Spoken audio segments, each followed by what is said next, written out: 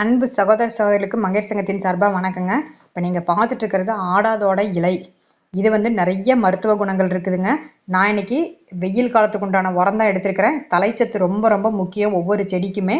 இதுக்காக நான் வேஸ்டான ரோஜா பூ அதெல்லாம் நிறைய எடுத்து வச்சிருக்கேங்க, சேகரித்து வச்சிருக்கேன். அது இல்லாமல் முட்டை ஓடு, கால்சியம் சத்து நிறைய இருக்கிற முட்டை ஓடு, இலைச்சத்து நம்மளுக்கு தலைச்சத்து இலைச்சத்துலாம் ரொம்ப ரொம்ப முக்கியம்.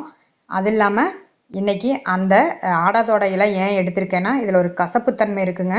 இது உங்கள் செடியில் ஃபங்கஸ் ஃபார்ம் ஆகாமல் இருக்கிறதுக்காக தான் இதை கொடுக்கறது.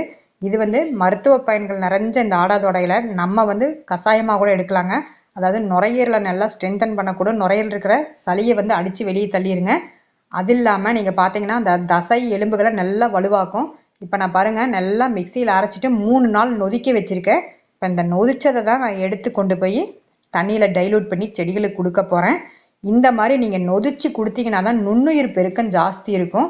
இது ஃபங்கஸ் ஃபார்ம் ஆகிறது மட்டும் இல்லாமல் அந்த அடித்தண்டிலிருந்து உங்களுக்கு பக்க கிளைகள்லாம் நல்லா ஸ்ட்ராங்காக வளரும். அதுக்காக தான் செடி கொடுக்கறது.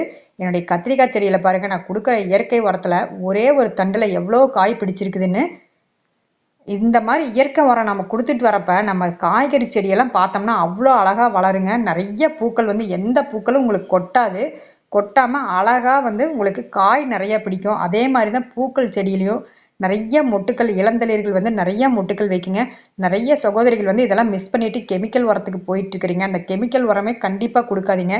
நம்ம என்னுடைய பதிவை நீங்கள் பார்த்துட்டு இந்த டிப்ஸ் எல்லாம் நீங்கள் யூஸ் பண்ணி நீங்கள் கண்டிப்பாக பயனடையணுங்கிறதுக்காக தான் நான் டெய்லி உங்களுக்கு கொடுத்துக்கிட்டு இருக்கிறேங்க. பாருங்கள் எவ்வளோ கத்திரிக்காய் பிடிச்சிருக்கு. அதே மாதிரி தான் நான் என்னுடைய ரோஜா பூக்கள் அந்த தொட்டிலையும் நீங்கள் ஒவ்வொரு இதில் பார்த்தீங்கன்னாவே ஒவ்வொரு பக்கக்கிளையிலையும் பஞ்சாக தான் உங்களுக்கு பூக்கள் வந்துக்கிட்டு இருக்கும். நிறைய ஒரு 4-5 பூக்களாவது இருக்குங்க அந்த மொட்டுக்கள். நீங்கள் இந்த மாதிரி வளர்த்துன்னு நினச்சிங்கன்னா என்னுடைய வீடியோ பதிவை நீங்கள் தொடர்ந்து பாருங்கள். என்னுடைய வீடியோவுக்கு நீங்கள் ஆதரவு கொடுங்க.